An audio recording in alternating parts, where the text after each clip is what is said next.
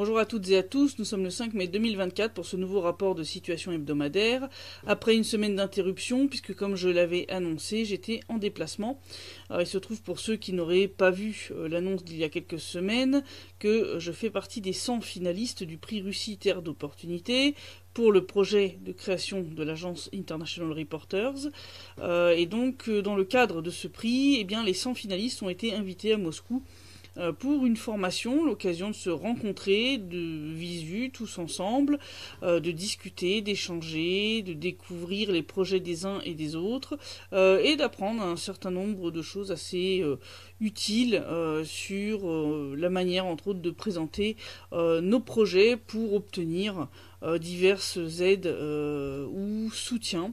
Il y avait des profils très très divers, il y avait d'autres journalistes, des blogueurs, des gens qui font partie de l'administration, des enseignants. On avait un certain nombre aussi de personnes handicapées, on avait des personnes en fauteuil roulant, on avait un gars qui a perdu ses deux jambes, qui a deux prothèses électroniques, qui fait de la randonnée sur ses mains. On avait plusieurs personnes qui étaient aveugles.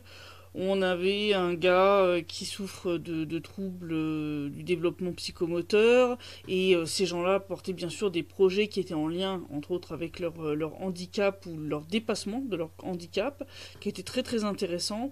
On avait des sportifs, on avait vraiment un petit peu de tout, des gens qui étaient vraiment à fond sur l'écologie, etc.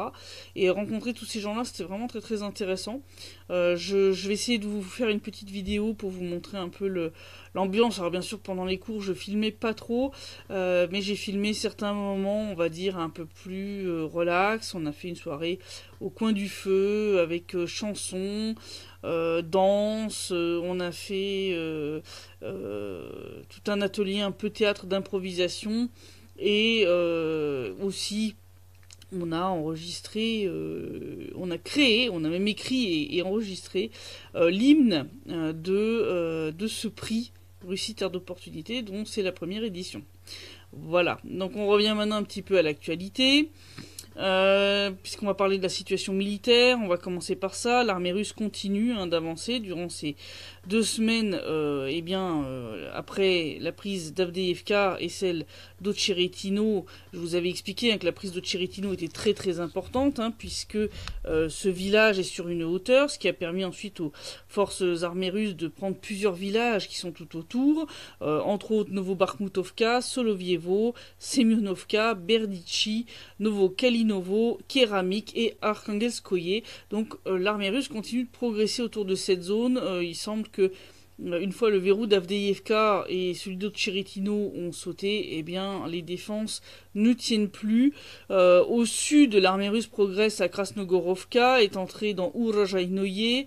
Il y a encore de violents combats pour Rabotino, Tchassov-Yar et Kislovka, plus au nord, puisqu'on parle entre autres de la prise de contrôle d'Avdiivka. Des tombes de civils portant des traces de torture ont été découvertes là-bas à Avdiivka. Le comité d'enquête russe a bien sûr lancé une investigation sur les crimes des forces armées ukrainiennes. D'après des informations préliminaires, des lieux secrets de torture existaient à Avdiivka. Le régime de Kiev y détenait des opposants politiques. En gros, on se retrouve avec la même situation qu'avec la fameuse prison qui était dans le sous-sol de l'aéroport de Mariupol. L'armée russe continue aussi de frapper quotidiennement les infrastructures militaires et énergétiques de l'Ukraine. Elle a ainsi détruit une antenne TV à Kharkov, alors qui était très probablement aussi utilisée pour des buts militaires, puisqu'elle était tellement haute qu'elle permettait entre autres de prolonger les portées des communications au-delà de l'horizon, de coordonner aussi le travail des systèmes antiaériens qui protègent la ville de Kharkov, donc c'était très important de la détruire. Odessa et sa région sont aussi très régulièrement frappés par la Russie. Bon, il faut dire qu'avec son port, Odessa est une cible de choix, c'est par là qu'arrive bon nombre de matériel militaire occidental. Et résultat, la DCA ukrainienne a d'autant plus l'occasion de faire des victimes civiles. Ça a été le cas récemment, il y a eu un manoir qui a brûlé, et ils peuvent en remercier la défense antiaérienne de Kiev. L'armée russe a aussi frappé un convoi ferroviaire chargé de matériel militaire le 19 avril dans la ville de Sinelnikovo, dans la région de Dnipropetrovsk. Jusqu'à 5 pièces d'équipement militaire auraient été détruites. D'ailleurs, dans la vidéo, on voit à un moment une personne en uniforme militaire, ce qui confirme bien que le convoi n'était pas civil. À Nikolaïev, l'armée russe a frappé l'usine de construction navale où des drones étaient assemblés et des marins s'entraînaient aussi là-bas. Une deuxième frappe a touché un hôtel où séjournaient plus de 20 mercenaires étrangers anglophones. Et la grande centrale thermique de Bourtchin dans la région d'Ivano-Frankovsk, qui, comme le disent d'ailleurs les habitants, fournissait d'énergie entre autres à la Pologne, a aussi été détruite par une frappe russe. Donc comme on voit, l'armée russe continue ses frappes, ne reste pas à se reposer sur ses lauriers. De son côté, l'armée ukrainienne, elle continue de bombarder quotidiennement les zones civiles, entre autres la périphérie ouest de Donetsk, la ville de Gorlovka, ainsi que la région de Belgorod.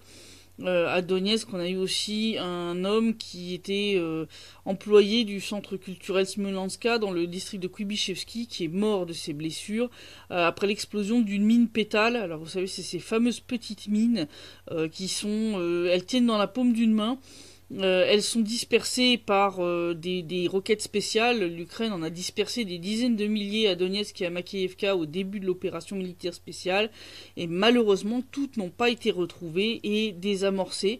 Et comme l'Ukraine n'a pas activé sur ces mines le système d'auto, on va dire, c'est pas de destruction, mais d'auto-désactivation qui normalement doit être activé sur ces mines pour que normalement se désactive à peu près au bout d'un mois, et bien ces mines continuent de tuer. Donc là il est en train de tondre le gazon et bien entendu la tondeuse a heurté une de ces mines qui a explosé et a tué cet homme de 51 ans. Donc malheureusement, des victimes comme ça, on va continuer à en avoir. Je rappelle que l'utilisation de ces mines comme ça sur des zones résidentielles est totalement contraire à toutes les conventions internationales. Mais ça, on va en reparler de l'Ukraine et des conventions internationales. On a aussi un petit peu des nouvelles au niveau des pertes de l'armée ukrainienne, puisque le ministre russe de la Défense, Sergei Shoigu, a annoncé que les pertes totales de l'Ukraine depuis le début de l'opération militaire spéciale s'élèvent à près d'un demi-million de combattants. Alors normalement, nombre de pertes totales, ça compte les morts et les blessés. Mais on a d'autres chiffres qui viennent d'autres sources qui ont l'air d'indiquer que si on prend morts et blessés, en fait, ça va plus loin, ça va beaucoup plus loin, puisque l'Ukraine, entre autres, lors des 3 derniers jours d'avril, a quand même publié 1341 notices nécrologiques. C'est quand même énorme. Et le nombre total de notices nécrologiques qui ont été comptées par la chaîne Whisper of the Front approche le chiffre de 457 000. Donc si tu veux, avec le ratio normalement de 2 blessés pour un mort, ça veut dire que les pertes totales morts et blessés sont d'à peu près 1,5 million côté ukrainien. Côté russe, je vais essayer de regarder un petit peu ce que font entre autres la BBC et Mediazona pour essayer de vous donner des chiffres. Je tiens pas compte de leurs spéculations sur combien il y en a en réalité de plus ou quoi, parce que eux en fait ils comptent aussi les tombes et les rubriques nécrologiques et après ils extrapolent. Donc je vais essayer de retrouver les chiffres avec juste le compte des rubriques nécrologiques pour que vous voyez la différence. Puisqu'on parle de pertes, eh bien, après que l'Ukraine a perdu 4 chars Abrams sur les 31 qu'elle avait reçus, Washington lui a dit d'arrêter le désastre, parce que niveau publicité pour le char Abrams, c'est pas très bon. Bon, c'était déjà pas bon pour le Léopard, sans surprise. On obtient le même résultat, quel que ce soit le Challenger, le Léopard, le Abrams, les chars français, ils finissent tous à la casse ou au musée, on va en reparler. Malgré cet ordre, l'Ukraine n'ayant pas trop d'alternatives parce qu'il lui reste plus grand chose, elle a continué à utiliser des chars Abrams sur le front. Résultat, un de plus a été détruit après l'ordre de Washington, ce qui nous fait 5 sur 31 déjà dézingués. L'un d'eux d'ailleurs a été ajouté à l'exposition de trophées occidentaux à Moscou, c'est ce que je vous disais, ils finissent pas tous à la casse. On a un Léopard, on a un Marder, on a donc un Abrams, on a un char français qui se retrouve maintenant exposé en plein Moscou pour une petite exposition temporaire d'1 mois jusqu'à la fin mai. Voilà, si vous voulez, si vous êtes en visite à Moscou et que vous voulez voir où sont partis vos impôts, allez-y, ça vaudra le coup d'œil. Bon, préparez la boîte de mouchoirs hein, pour pleurer sur les millions qui ont été jetés par les fenêtres lorsque l'Occident a décidé de fournir ses armes à l'Ukraine. Voilà. On a aussi sur le front des moments assez dingues, comme celui montré dans cette vidéo où on voit un soldat russe qui survit à l'attaque d'un drone FPV ukrainien grâce à son courage, son habileté, sa chance et son sac de pommes de terre. Ouais, j'aurais pas envisagé le sac de pommes de terre comme système de défense anti-drone, mais bon, ça a l'air de marcher. Il y a des trucs, des fois, c'est assez improbable. Voilà. On va parler un petit peu de la situation en Russie, où la lutte contre la corruption reste très active et n'hésite pas à frapper jusqu'au plus haut du pouvoir, puisque le vice-ministre de la Défense, Timour Ivanov, a été arrêté. Il est soupçonné d'avoir accepté un pot de vin. Après son arrestation, d'ailleurs, d'autres personnes ont été arrêtées. Sergueï Borodin, lui aussi accusé d'avoir reçu un pot de vin, mais à une échelle beaucoup plus importante, et Alexandre Fomin, accusé lui d'avoir versé un pot de vin, et un audit a été lancé parce que Timour Ivanov supervisait entre autres les chantiers de construction militaire, chantiers dont dépend entre autres la reconstruction de Mariupol. Donc là il va falloir à la fois évaluer si tout s'est bien passé dans les règles dans ces chantiers, sans les interrompre parce qu'ils sont extrêmement important pour permettre de reloger les gens qui ont perdu leur habitation lors des combats en 2022. Donc là, il faut trouver un juste milieu. Il y a 15 jours, je vous avais parlé de la mort de Russell Bentley, alias Texas. Et bien malheureusement, sa mort a été confirmée. Son corps a été retrouvé dans sa voiture, Salada Niva. Elle a été retrouvée incendiée dans une briqueterie du district de Petrovski à Donetsk, presque sur la ligne de front. Après des semaines d'incertitude, Lyudmila a donc un corps qu'elle va pouvoir enterrer. Le corps a été brûlé, donc il va y avoir bien sûr identification par analyse ADN, mais a priori Lyudmila a quand même reconnu son mari. Ils ont arrêté l'organisateur de son enlèvement et de son assassinat, qui s'avère être un officier de la 5e brigade. Qui a fait ça avec l'aide de plusieurs de ses soldats. Le gars a été arrêté et a avoué. Très sincèrement, j'ai pas de mots. Bon, malheureusement, des brebis galeuses, il y en a partout. Mais alors, ceux-là, ils ont fait très fort quand même. J'espère vraiment que la justice va frapper de manière extrêmement dure. Parce que vraiment, ça le mérite. Parce que non seulement ils ont tué quelqu'un qui est venu en 2014 pour servir dans le Donbass, qui a combattu, puis qui a fait de la réinformation, de l'aide humanitaire, mais en plus, ce qu'ils ont fait, c'est vraiment horrible. Je veux dire, Lyudmila, sa femme est restée pendant des semaines sans savoir ce qu'il en était, dans l'incertitude la plus totale. En plus, c'est des soldats. Donc d'une brigade qui était de la milice populaire de la RPD qui a donc intégré l'armée russe. Donc ils ont sali tout le monde là. Là ils ont sali et leur brigade et l'armée russe et la Russie. Donc j'espère vraiment qu'ils vont prendre très très cher parce qu'ils le méritent. Là ce qu'ils ont fait c'est absolument innommable. Donc voilà. Toutes mes condoléances à Lyudmila. Et franchement j'ai pas de mots. J'ai vraiment pas de mots pour ce qui s'est passé.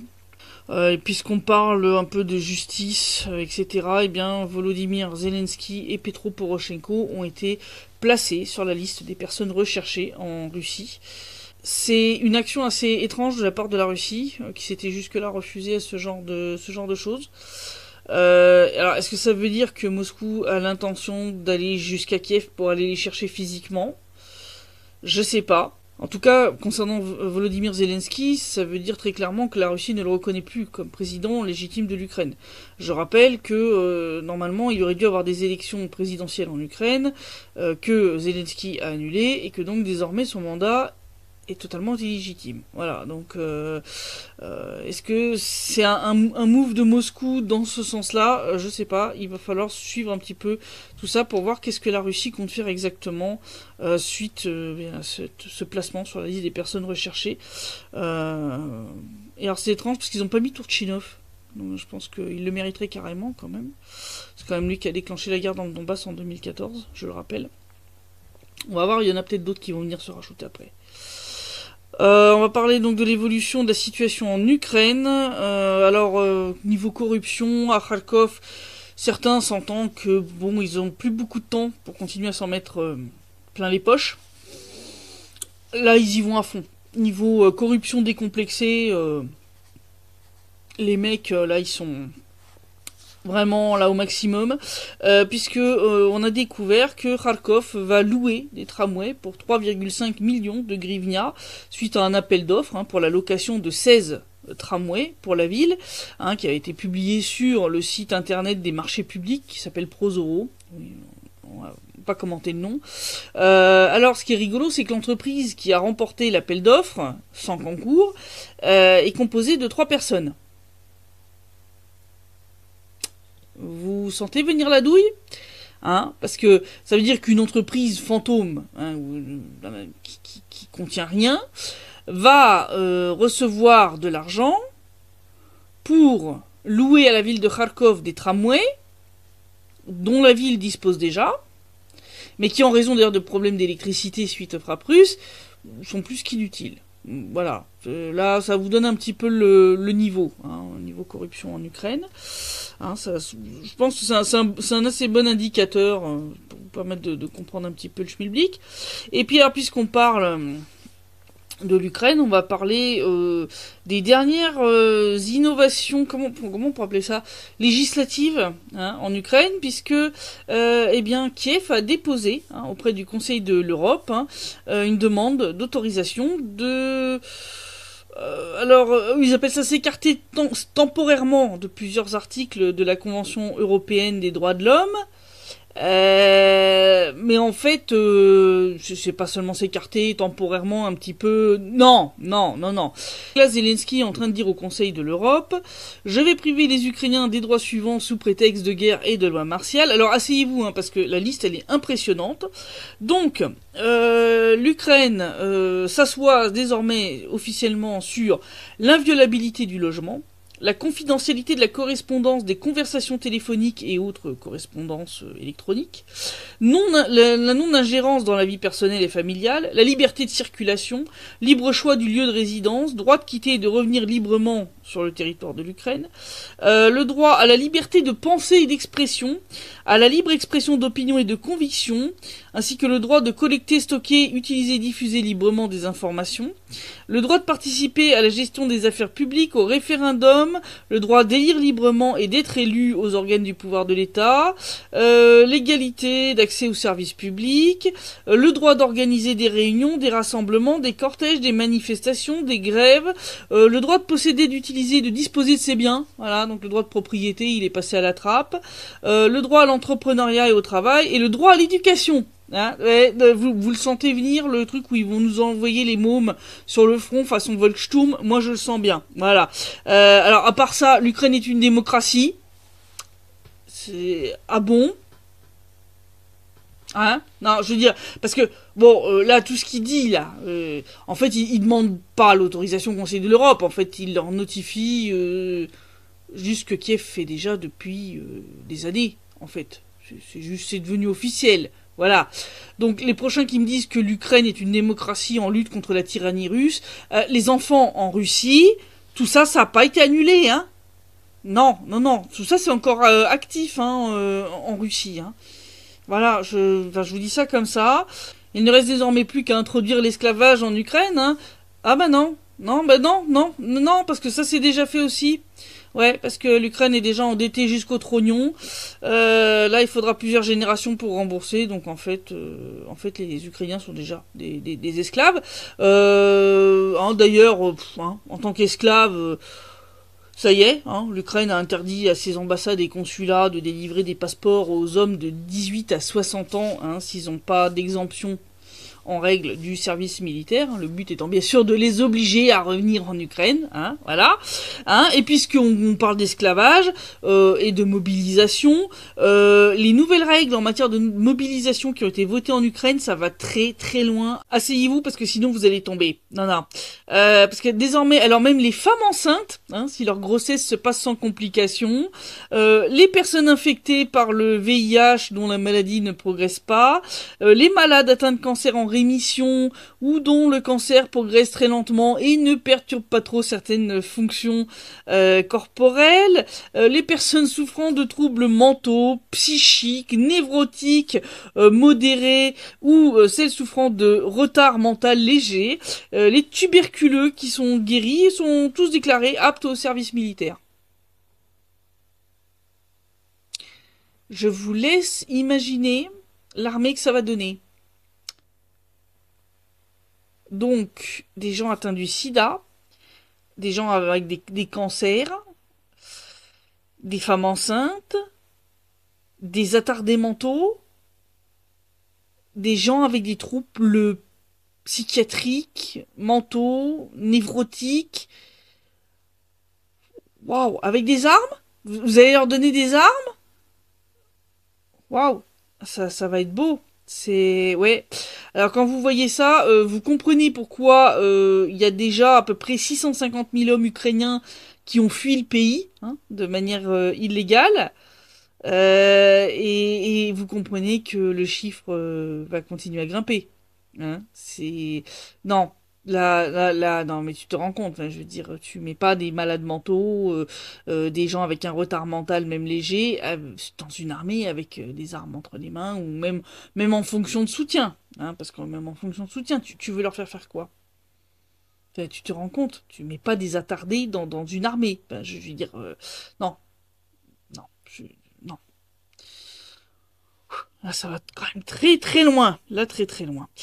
On va partir un petit peu à l'international, puisque la Chine a demandé l'ouverture d'une enquête internationale sur l'attentat terroriste qui a détruit Nord Stream, sous les auspices des Nations Unies. Le représentant permanent adjoint de la Chine auprès des Nations Unies a déclaré « Il est impossible de ne pas soupçonner que derrière toutes ces actions se cache une tentative de dissimuler le volume de preuves sur les explosions de Nord Stream.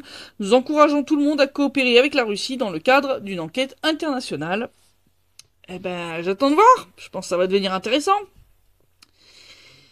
Et puis pendant ce temps-là, Kiev. Bon, j'ai dû faire un peu un tri pour pas que le site rep dure 3 heures. Mais ils étaient tous gratinés hein, là pendant 2 semaines. Alors, j'avais à peine fini le site rep de la semaine passée qu'on a eu le général Richoux.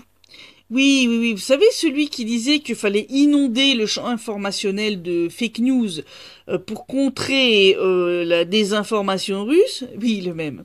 Voilà, sur Twitter, hein, devenu X, il nous confond le PIB en parité de pouvoir d'achat et la croissance du PIB.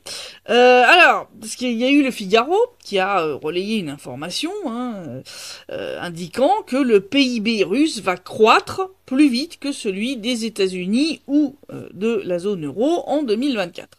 C'est les prévisions du FMI qui ont été révisées. Et donc, Richoux a commenté ça en disant qu'oser comparer le PIB de la Russie, qui est environ celui de l'Espagne, avec les USA ou la zone euro, il fallait oser le faire.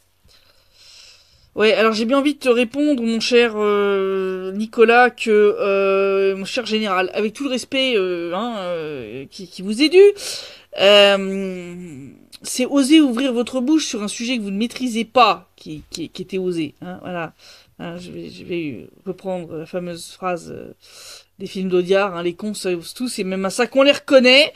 Alors, je vais vous donner un petit cours, hein, parce que déjà le coût du PIB de la Russie, qui serait égal à celui de l'Espagne, les enfants, ça s'est éculé depuis des années, hein, parce que si on regarde les chiffres des PIB en 2023, la Russie est 9e mondiale, hein, avec 2136 milliards de dollars, et l'Espagne 16e, avec 1421 milliards de dollars. Donc déjà, même en termes de niveau de PIB, hein, voilà, si vous deviez comparer, maintenant il faut comparer avec le Brésil ou le Canada. Hein, c'est pas la même déjà. Et puis en plus, chez les vrais experts, on compare pas le PIB comme ça parce que ça tient pas compte des différences de niveau de prix, de salaire, etc. Hein, la vraie comparaison, elle se fait en PIB, en PPA, c'est-à-dire parité de pouvoir d'achat. Et là, c'est encore pire. Ouais, parce que les prévisions de la Banque mondiale pour 2024, ça sera quand même que la Russie sera la 5e économie mondiale en termes de PIB en parité de pouvoir d'achat devant l'Allemagne. Oh ouais. Classement qui montre d'ailleurs la Chine en première place, hein, devant les USA. Donc voilà. Alors bon, déjà que au niveau PIB, vous étiez quelque peu aux fraises, mon général. Mais le pire, c'est que l'article du Figaro ne parlait pas du PIB, mais de la croissance du PIB. Hein, c'est encore autre chose. Hein, c'est de combien de pourcents il va augmenter ou diminuer, hein, dans l'année qui vient. Croissance, donc, comme je l'indiquais, qui a été revue à la hausse par le FMI, qui prévoit désormais 3,2% de croissance de l'économie russe en 2024, soit un chiffre qui est effectivement supérieur à la croissance américaine qui devrait être de 2,7%, et celle de la zone euro qui est de 0,8%. Voilà. Donc là, pour le coup, vous auriez mieux fait de vous taire. Mais vraiment, voilà.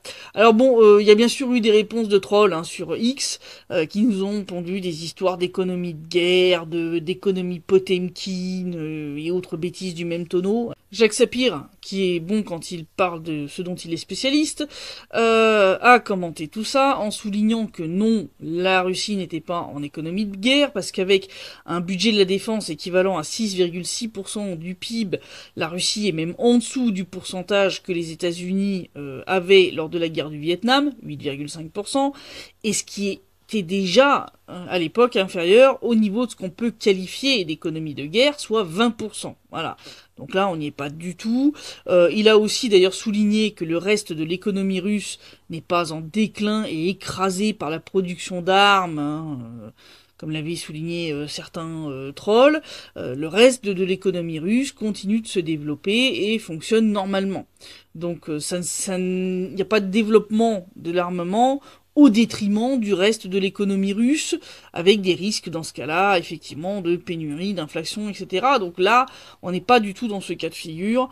Voilà, monsieur Richoux, vous venez de vous prendre une petite leçon d'économie. Les délires, ça devient de pire en pire, puisque maintenant, ils nous sortent au KLM que le problème des punaises de lit à Paris, c'est aussi de la faute des Russes. Les punaises de lit même, ça peut prêter à sourire, mais c'est aussi l'ingérence du Kremlin. Bon, là, je pense que à ce niveau-là, ça devient un problème psychiatrique. Là, on est sur un niveau délire paranoïaque bien sévère. Là, je pense qu'il faut interner quand même, hein. Ouais. Non, là, faut appeler les messieurs avec les petites blouses blanches et les petites pilules roses, parce que non, là, c'est pas possible de sortir des trucs pareils quand même. Voilà. Et puis alors, si les experts de plateau TV français sont aux fraises, Zelensky, lui, doit sniffer intensivement des tagadas, parce que là, il est totalement parti en vrille. En effet, aujourd'hui, eh bien, c'est Pâques pour les orthodoxes, et il nous a fait une petite vidéo, hein, pour la destination des Ukrainiens pour Pâques. Et là, Zelensky, il a complètement pété une durite, et il a déclaré que Dieu est soi-disant l'allié de l'Ukraine, hein. Il a dit que nous croyons que Dieu a sur son épaule un chevron avec le drapeau ukrainien, et alors avec un tel allié, la vie l'emportera définitivement sur la mort. Alors, bon, en dehors du fait, hein, que je pense que là, il est temps que quelqu'un appelle l'hôpital psychiatrique le plus proche de Bankova à Kiev pour faire interner Zelensky. Non, mon gars, non.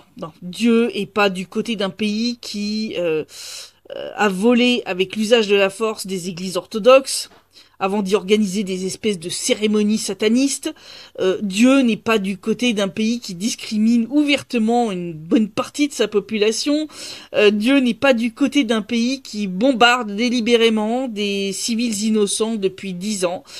Dieu n'est pas du côté d'un pays terroriste qui tue des journalistes et des civils pour semer la terreur. Non. Dieu a sur son épaule le chevron de la vérité, de la justice, de la droiture, de l'honneur, de l'amour et de la compassion, pas le drapeau d'un pays qui a déshonoré toutes ses valeurs. Voilà.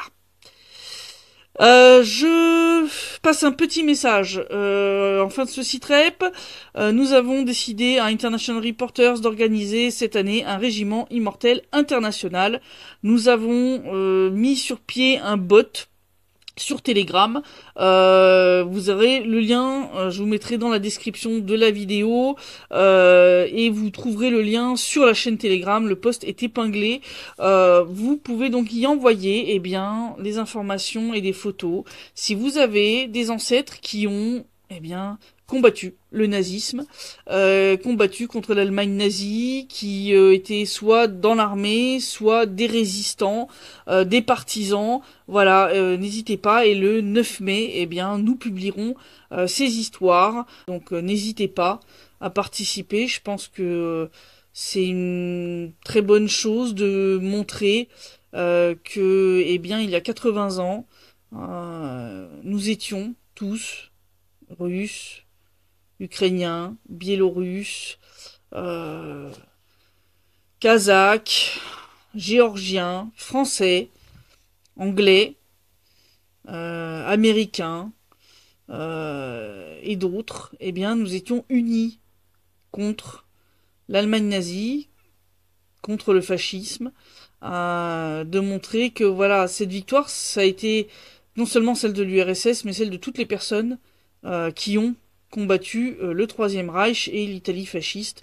Donc voilà, je pense que c'est une bonne idée pour montrer, au-delà des clivages créés par des gouvernements qui cherchent à tout prix la guerre et non la paix, que les peuples, eux, restent unis dans des luttes communes contre un ennemi qui est malheureusement toujours le même sous un nouveau visage. Il y a déjà plusieurs personnes qui nous ont envoyé des photos et des histoires. Je les en remercie beaucoup. On les a bien reçues.